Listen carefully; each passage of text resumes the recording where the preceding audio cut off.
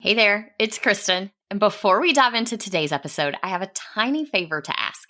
I'm planning some exciting stuff this year for the podcast and my courses, and I would really love your input. I put together a super quick survey. It's mostly multiple choice and shouldn't take you more than a few minutes. Your feedback will directly shape the content I create this year, so I can make sure it's exactly what you need to thrive in your business without the hustle. Because I know your time is precious, everyone who completes the survey gets entered into a giveaway where 2 lucky winners will get a $50 gift card to Amazon or Target, your choice. It's just a little thank you for helping me make this year on the show the best yet. Head over to kristendoyle.co/survey, or you can find the link in the show notes. The giveaway ends on April 14th, so don't wait too long. Hey TPT sellers, ready to see growth in your business? You're in the right place. Welcome to the Savvy Teacher Seller. I'm Kristen Doyle, and I'm here to give you no-fluff tools and strategies that will really make an impact on your sales. Let's get started, y'all. Hey, seller friends. Today, I want to tackle a common issue that a lot of TPT sellers face. And that is that we tend to quite frequently get a product almost done, and then we never get around to finishing and actually posting it on TPT so that it can sell.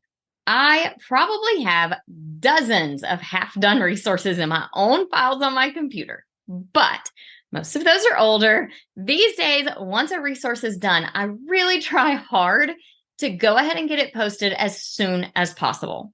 And I do that even if it's a seasonal product, because products can't start selling if they're not in your store. And once they start to sell, even if they're out of season and they're just selling a little bit, that helps them to build momentum and it helps them to move up in search. Now, there are a ton of reasons that we sellers sometimes leave products half finished. Sometimes it is things like perfectionism or a lack of confidence in our product. Maybe life just gets in the way. But according to my Instagram followers, and if you were one of the sellers who voted, thank you. According to them, it really boils down to those last 2 things that you need to create: the preview and the thumbnails. I'm going to give you some ideas for conquering all of those in today's episode. So let's get right to it. Let's start with perfectionism and finding your confidence so that you can overcome that perfectionism. So it was really important to remember that progress is more important than perfection, and that it is okay if your product isn't 100% perfect. Now, don't hear me saying that you should post a product that hasn't been proofread and has lots of errors. But I know for most of us, if you are struggling with perfectionism, your product is probably already really amazing. And it's those last couple of little details, like you keep nudging that one title over a pixel or 2, or you keep playing with the font that's on it or adjusting sizes of things. And it's those little bits that keep us from finishing the project and getting that product posted. Keep in mind that your work is incredibly valuable, even if it is not 100% perfect, even if there are a few things you would still like to tweak or change or add. As long as your product has been proofread, is accurate, is educationally sound, which I know all of our products are, you are still helping teachers, and you can always come back and revise that product a little bit later on.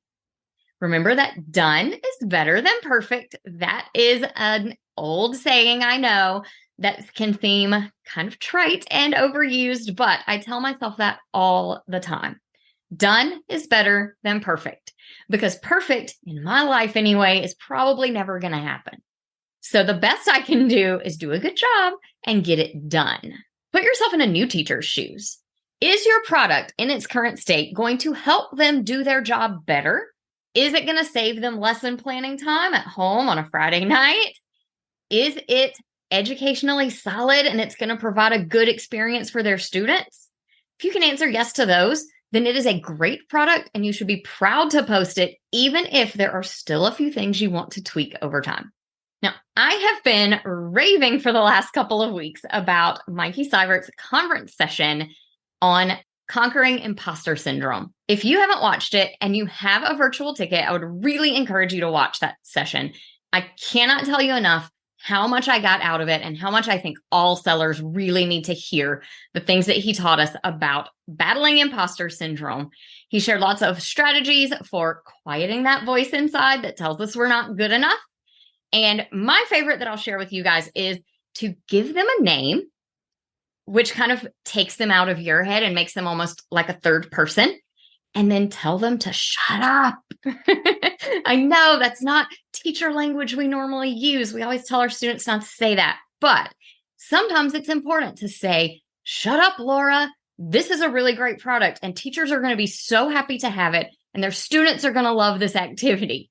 So try that strategy if you're struggling a little bit with confidence and with not feeling like your product is good enough. All right, I shared that although a lot of us struggle with perfectionism and self-confidence, really when it comes down to it, the biggest issue for most of us is actually finishing the product itself.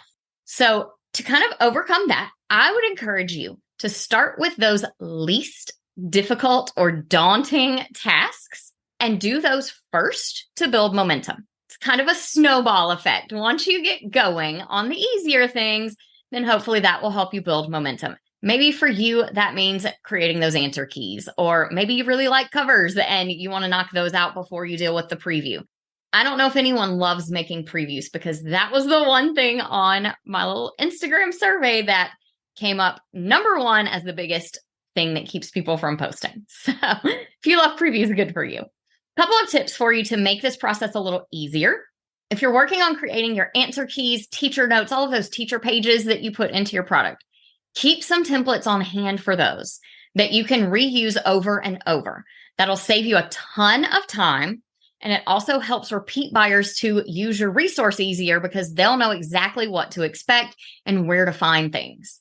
So keep those templates on hand that you can just copy and paste and swap out content for. That helps a ton with getting those pages done quickly. Like I said, though, the biggest hang up that most of you guys told me that you have is with your covers, your thumbnails, and your previews. And that makes sense because they feel really important. And sometimes we're just not quite sure what to put on them. Covers are a big deal, absolutely. But I would say that previews are arguably the most important part of your product listing. So definitely don't skimp on those. TPT says that 62% of teachers they surveyed say the preview is the number one factor in their purchase decision on your product. So make sure you are doing a great job on those. Now, my favorite tool for creating eye-catching, professional-looking covers and previews is Canva, hands down. I'm not a big fan of using Canva for my products because I don't love the way that it handles text-heavy documents. But there is something about it that makes those images and the previews look so much more professional than what I would make if I did it myself in PowerPoint or Keynote. And I don't know what it is, but it just looks so much more polished and professional. And when it comes to creating these, using consistent fonts, colors, and graphics, different elements you might pull in or layouts you might use on all of your thumbnails and previews makes that creation process go so much faster. The fewer design decisions you have to make, the faster you'll get this done. Not to mention, consistent fonts and colors are going to help you build brand recognition, and that is good for your buyers too. And once again, I will say, use templates. I cannot tell you how much time I save by having a template ready to go that I can just pull from when I get ready to create the covers and the previews for my products. Yes, it means you're being a little less creative. You're not creating something brand new and unique for every product, but it helps you get that product posted lots faster so it can start selling, and you get to keep using layouts you know are already working well instead of trying something brand new and not knowing how it's going to convert.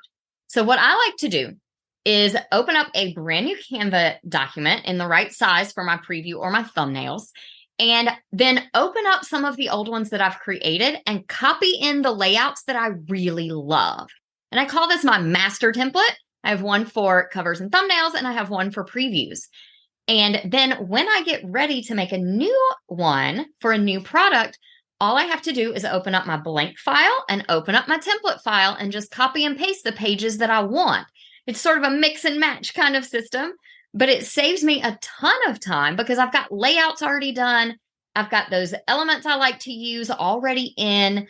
The right size images are there for page screenshots that I'm dropping in. And it just helps me so much to pull from those templates that I already have. Now, if you are struggling to know what to put in your previews, covers, and thumbnails, and I know a lot of you are because several people messaged me on Instagram, especially about previews, I do have some Canva templates in my TPT store that can help you. You'll find the links for those in the show notes for this episode at kristendoyle.co/episode 58. And those templates include lots of little prompts and tips about what you should be saying on each page and what kind of images you should be including and things like that. And it's all based on the format that I've been testing out and that I've found converts best. All right, friends, it is time to quit stalling and post your product. Remember, it's all about progress, not perfection. Spend a few minutes compiling your best layouts from your covers, thumbnails, and previews into a master template that you can pull from. And if you need some templates to help you, go to those show notes and check out the ones that I have available. And then find one of those unfinished products that is sitting in your folder somewhere and get it posted. Back to school season is here already right now. So every single product that is sitting on your desktop instead of posted in your store is a missed opportunity for sales, and it's a teacher who won't be able to benefit from the thing you created that might be exactly what they need for their classroom right now. When you post that product, send me a DM on Instagram and let me know. I want to celebrate with you. You can do this, friend. I'll talk to you soon. I hope you enjoyed today's episode. If you did, please share it with another teacher seller who would also find it helpful. For more resources on growing your TPT business, head to kristendoyle.co/TPT. Talk to you soon.